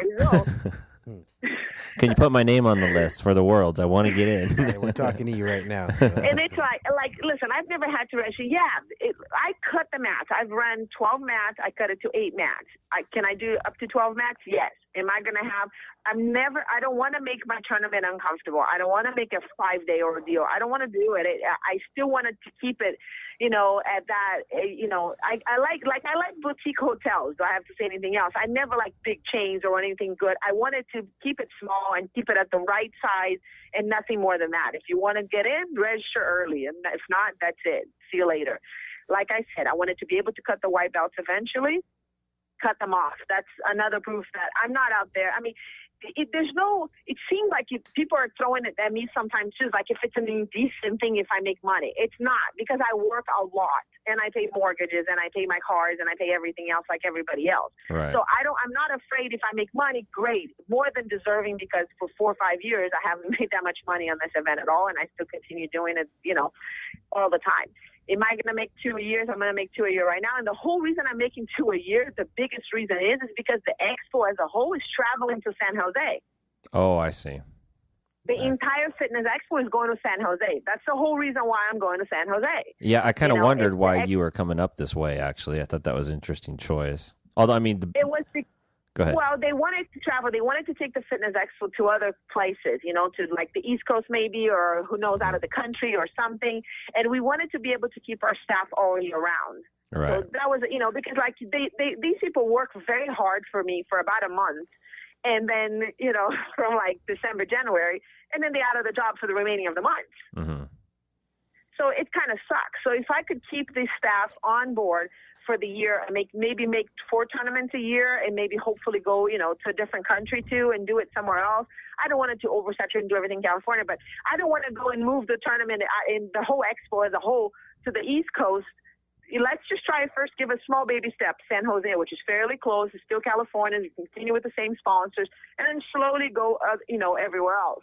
Right. I don't know how many we're going to do it. I'm going to still, stick together with Expo, and where they go together, I go together, because it makes it fun too. You're not locked up in a gymnasium the whole day. There's so many things to see, and so many, there's just so much going on as an Expo. There's, the one we had here in California, in LA, there's over 35,000 people that weekend. There's a lot to do and to see. There's a lot of things for you to try it out, new products, new everything. So that's what makes it more interesting. Right, right. Well, and that's why we're going to San Jose. I see. Yeah, I just thought it was an interesting choice. I mean, the San Jose Bay Area has got a lot of people, a lot of jiu-jitsu.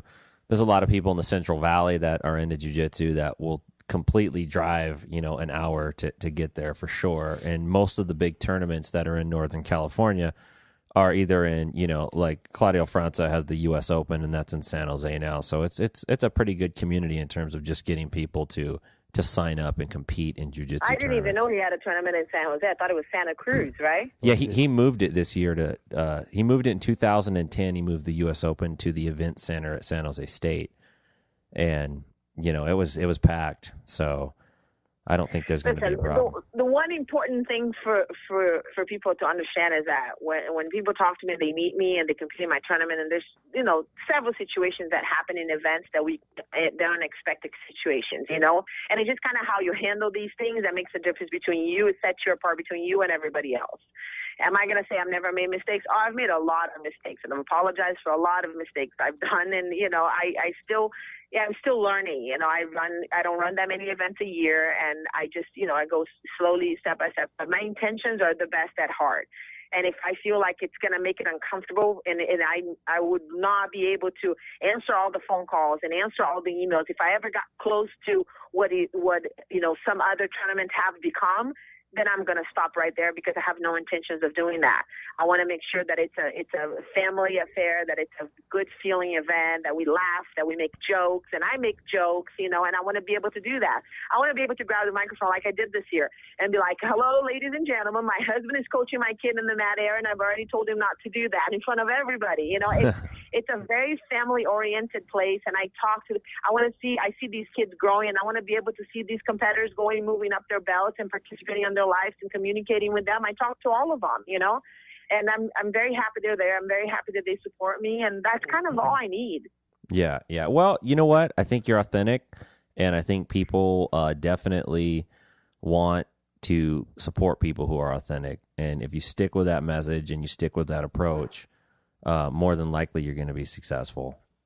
So trust me, I'm not even concerned. Now, I wanted to address the $400 for Ernest. Oh, yeah. Oh, let me set the stage here. Hold on. All right. So just in case this is your first podcast, Ernest, so Inside BJJ, we were helping cover and promote a tournament that Helson Gracie was putting on. It was the Gracie Pro-Am, and the idea was it was going to kind of be like a circuit system, and we did a big long story on Helson, and we did a big long story on the tournament, and we went up to the tournament and we covered it, and actually it was a pretty nice tournament, but the turnout was pretty low, and there were some weird things going on. Somebody else threw a tournament the week before in the same building, and there was a lot of confusion in the local area. But there were some cash rewards for winners, and our very own Ernest Mello won his division, and he left empty-handed with no cash reward. And the idea was that, call this person and they'll take care of it, and nothing's really been taken care of. So Rose Gracie is going to transfer $400 to your PayPal account. No, I don't know. She said she wanted to talk about it. So what's up with that? Where's the $400, Rose? Listen, there's no $400. Come on. So already knows there's no $400. He's going to be sitting here dwelling on that $400. And I understand, listen, Ernest, you have the right to even know. I mean, I think it's pretty obvious to you as you walked in the tournament. And from what I hear, I mean, I wasn't there. My sister was there, but I was not there. And I think it's pretty obvious when you walk into a tournament, like, oopsie, what the heck happened here, right? Yeah. Your sister is Hiani, right? My sister's Hiani, yeah. Yeah, okay. How did you know that? Oh, because I met her and talked to her there. I think she's the one. Yeah. She's the one originally who. Oh, very cool. Was she the one that promised my sister, Yeah. Inside BJJ is all over the place. Yeah, we are everywhere. I see that. So anyways, I mean, did Helson wanted to do that? Yes, he did. Did he have the intentions of giving everybody the $400 and doing the thing the right way? Yes, he did. His members didn't pull it. He felt boycotted by a few other gyms around. And he felt like they boycotted his event. He felt like, it was really messed up that somebody put a tournament a week before his tournament in the same venue, like you said it yourself. And he obviously didn't make the money, and he lost a lot of money in that event. So, he said he had maybe, 60 competitors, he said, total, the paying competitors. And the expenses didn't even cover the beginning of expenses because they had to fly all the referees out there. They flew a few referees out there, my sister, and covered the cost of a bunch of stuff, and it was crazy. So he obviously lost a lot of money. So it wasn't like anything, hey, we're going to do this, or we're lying to you, or doing something behind your back. It wasn't that way at all. And I understand, it sucks. I would hit Helson up if I were you and just say, hey, Helson, at least give me credit for about 4 or 5 seminars or something, Yeah. I have Helson's number. Let's call him. No, I'm just kidding. I called him today. For a couple hours, and his phone was off, and I ended up calling his daughter, and then I called Holland just so I could get a straight answer for the $400. Where are they? You called Holland. Right I now, did call Holland. Holland's in the mall with Helson Shop. I was like, get your dad on the phone. I need to talk to him. He's like, yeah, okay. Let me get him on the phone. It was really cool. But Holland put him on the phone right away, and I asked him, what the heck happened? He goes, what $400? Nobody made it. And first he said, everybody paid up. No problemo. I was like, no, no problemo. So they did not get paid. Yeah. He's like, what? He's obviously, Helson wasn't the one running the event 100%. Right. And that's a big mistake that happens a lot of times with a lot of people that from a name. They let other people run the event, and they're not 100% involved in the event, and they just kind of let them borrow their names. And, next thing you know, it's like, shoot, what the heck happened, Yeah, now. Helson is a very honest guy. You couldn't find somebody with a better heart and a better person, like 100%. He's like, he's like a father to me. He's a really good guy and doesn't have a mean bone in his body. But shoot, forgets things, makes mistakes, and it's just like, learning. And then when I first asked him, what about the tournament you held, the Pro-Am? He goes, it's coming back. I was like, before it comes back, answer me this question. He said it's coming back. He said it's coming back. No heel hooks. For sure, no heel hooks. But, like I said, Ernest, I'm going to apologize on behalf of Helson because he was very apologetic in the end of my phone call because I drilled him on it. Wow. So he was very apologetic. He says, I'm sorry. He goes, if I won, I take the money for the guy. I was like, no, it's okay. I know he's not getting paid for this thing, and if nobody is, and apparently, there's other winners too that didn't get paid.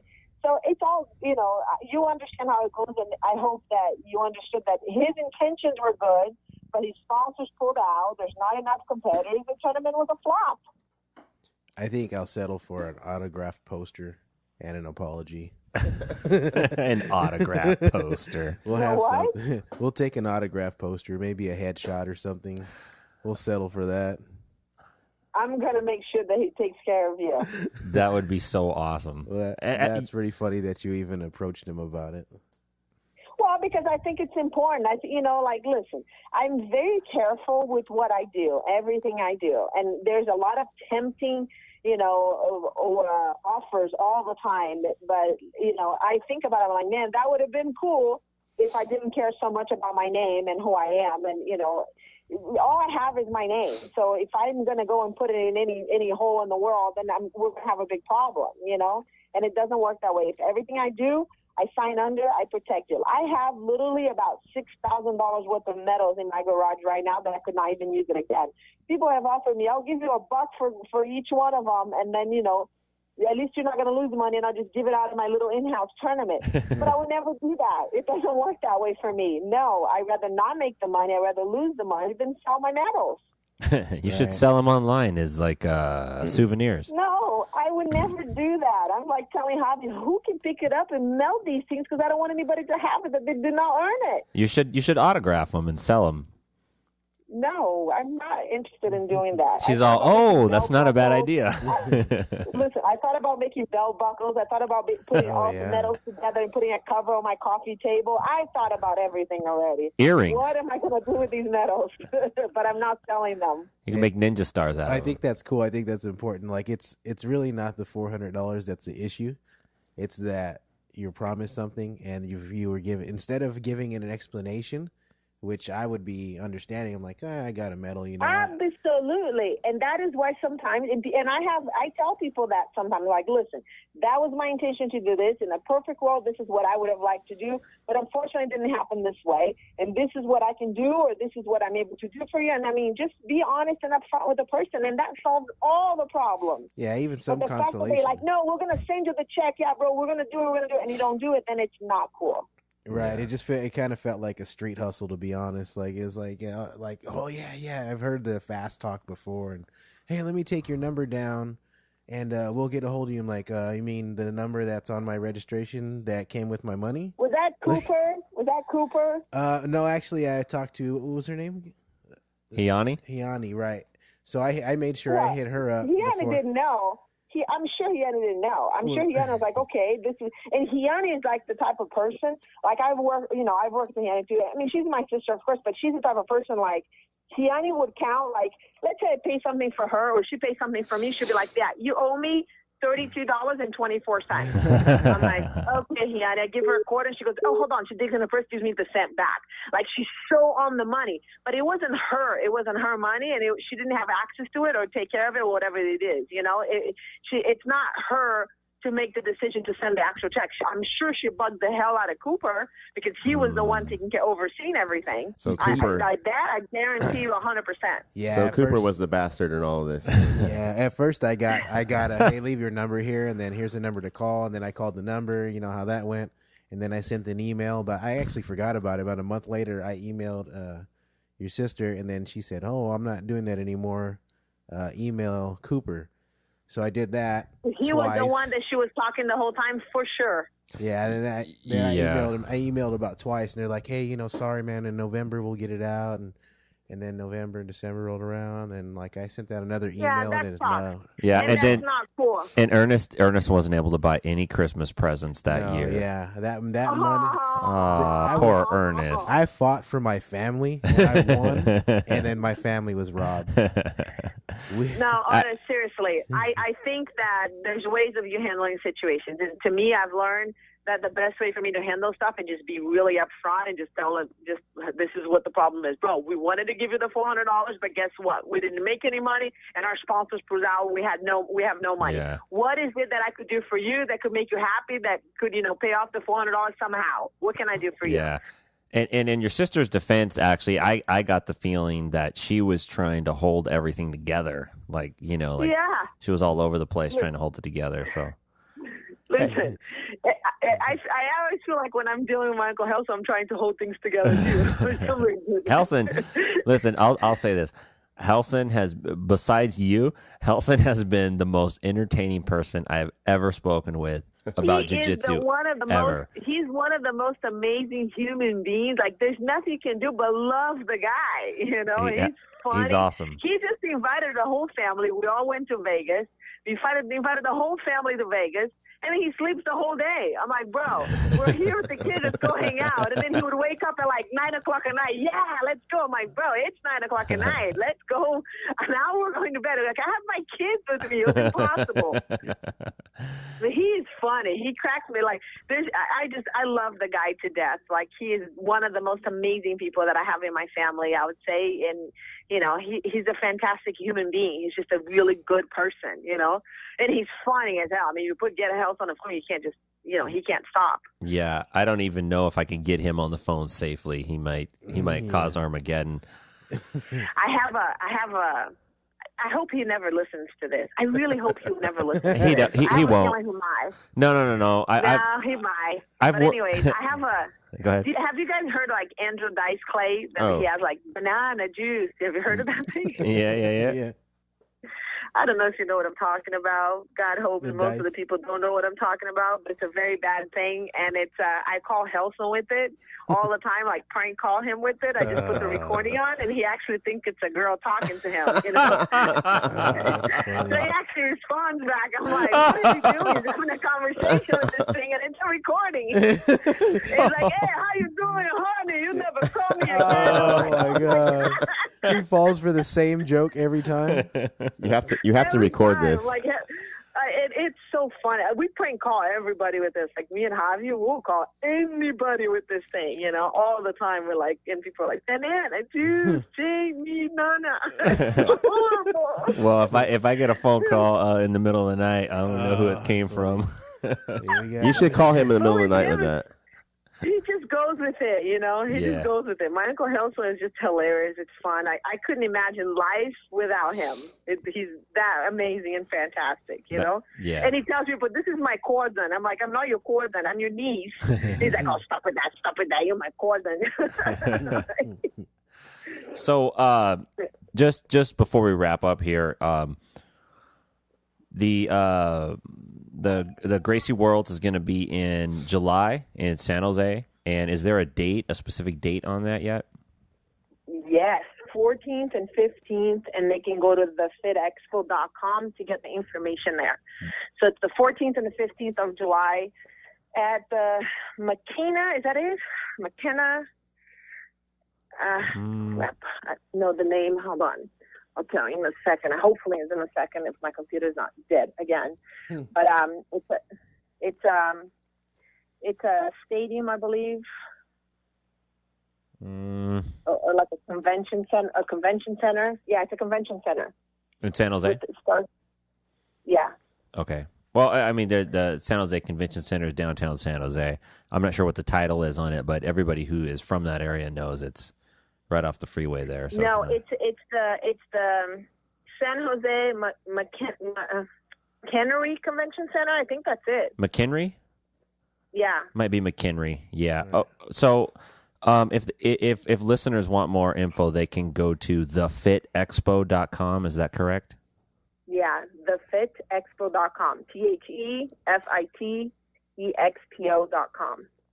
All right. And Ernest has one more question for you. Yeah, everybody that we spoke to leading up to today's show, they kept asking, "Oh, who is Rose Gracie? Who is she? Does she do jiu-jitsu? Does she train?" I'm like, well, I don't know. So I'm asking for the listeners and all of our friends that were asking, do you hold a rank in jiu-jitsu?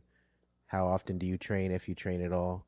And if you hold rank, who gave it to you? Listen, I used to do a little rolling when I was younger, but it was always like if the phone rang at the gym, I would have to get up and go pick up the phone, you know? Right. So it was like if somebody was hungry, I had to go home earlier and go make their food, you know? And it was always, my grandfather wasn't really pushing to girls in my generation to do the training or anything like that. Mm-hmm. I believe Kira is pretty much the first one because her mother, being a Gracie, was supportive to whatever she wanted to do, although the men in the family did tell her, you should stop training, this is not for girls, let it go, you know? But her mother was like, no, which is my cousin Flavia Henzel's sister, was like, no, if this is what you like to do, go for it. And, you know, my daughters train now, and I make it mandatory in the household.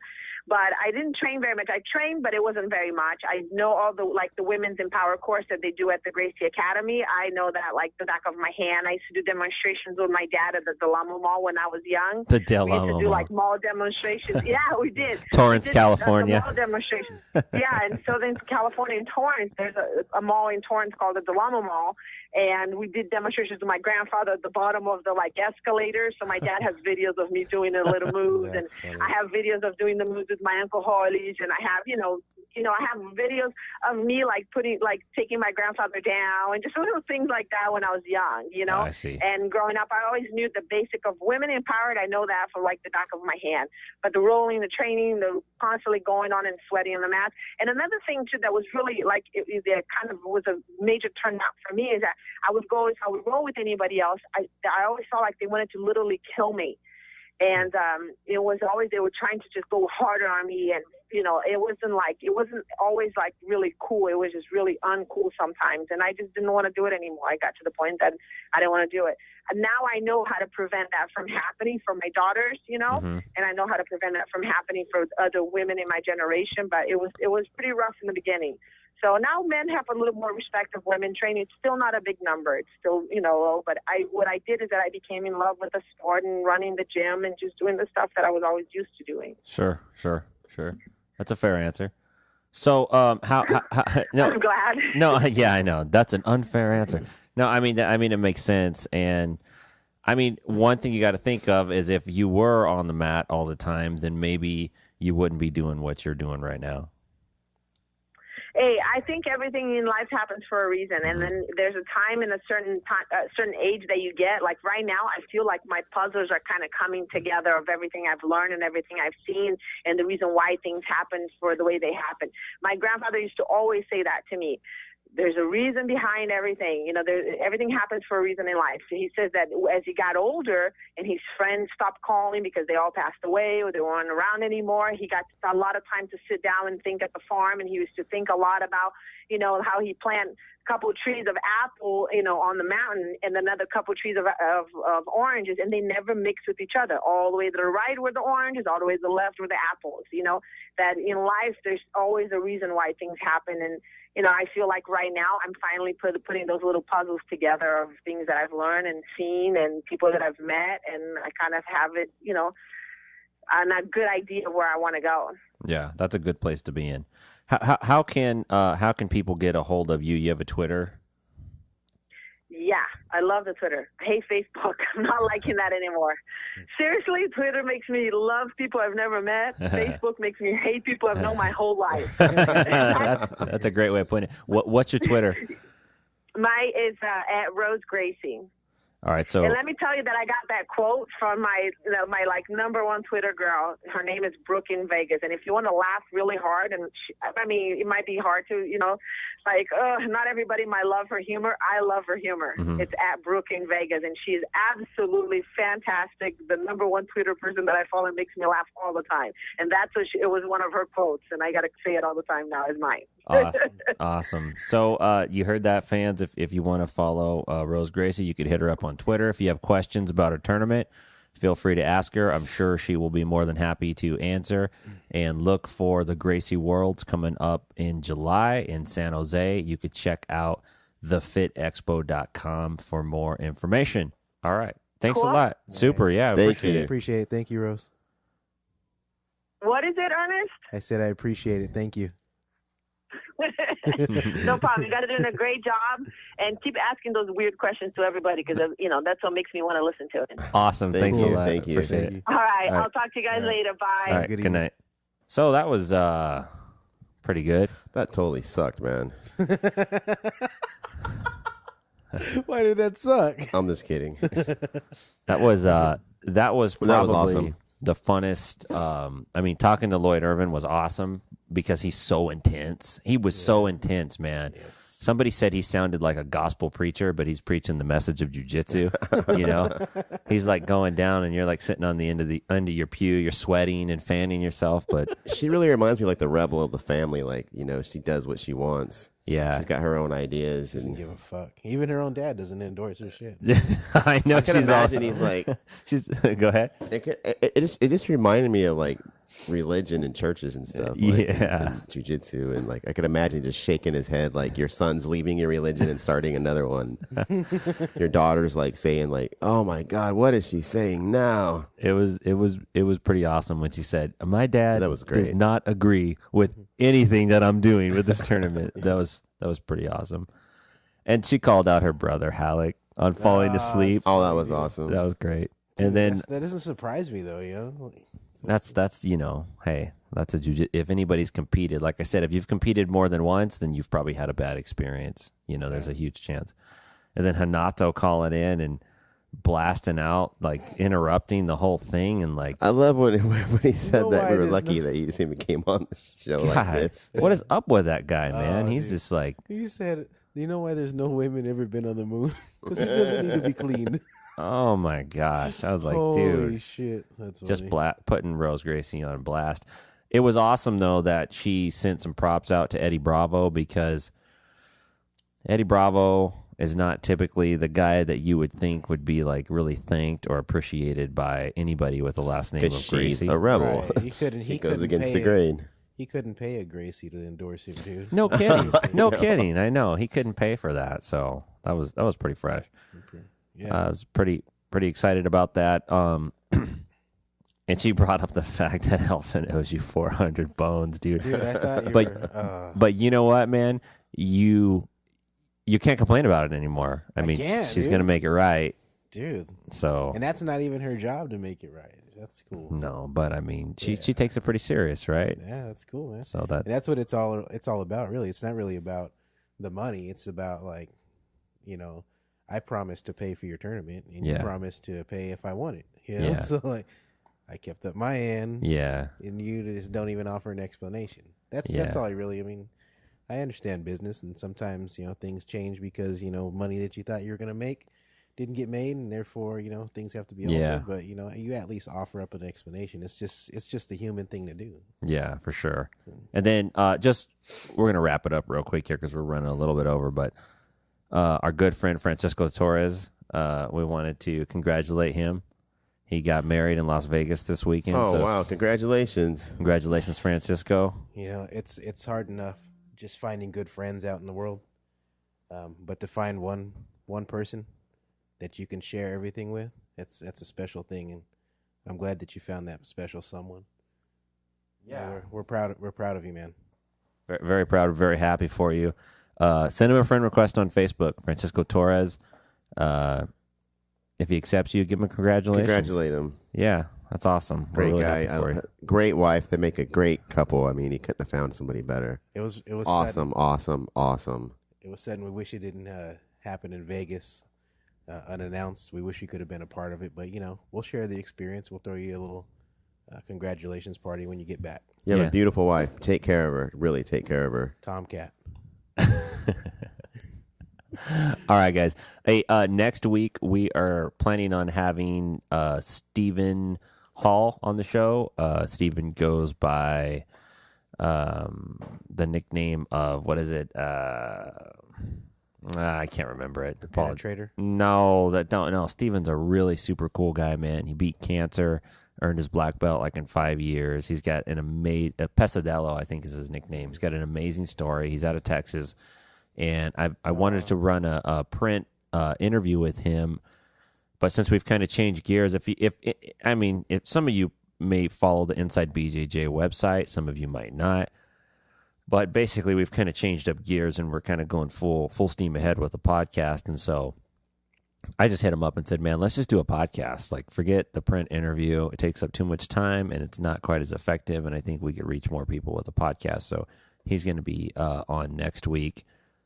So we want to remind you, if you enjoy the show, if you're sitting in your office today and you're listening to this show, or you're in your car, you cannot say that you did not enjoy the show today. I mean, there's no way. If you didn't enjoy the show, then you're a douchebag. I don't want. Yeah, bitches. If you didn't enjoy the show today, then I don't want you to listen anymore. Yeah, and if you can't go and rate this show after that, then fuck you. I mean, that's the least you can do, man, is go on iTunes, give us a rating, refer a couple friends, click through on Amazon, support our sponsors, mkimonos.com. And follow us Buy on... a damn kimono. Yeah, buy a kimono. Follow us on Twitter at Inside BJJ. Check out Rose Gracie at Rose Gracie. Check out the Fit Expo, www.thefitexpo.com, and register for the Gracie Worlds. And if you're tired of the IBJJF stuff, then vote with your dollars, man. Go somewhere else. So, anyway, thanks again for listening, and we will get back with you next week. All right? Peace.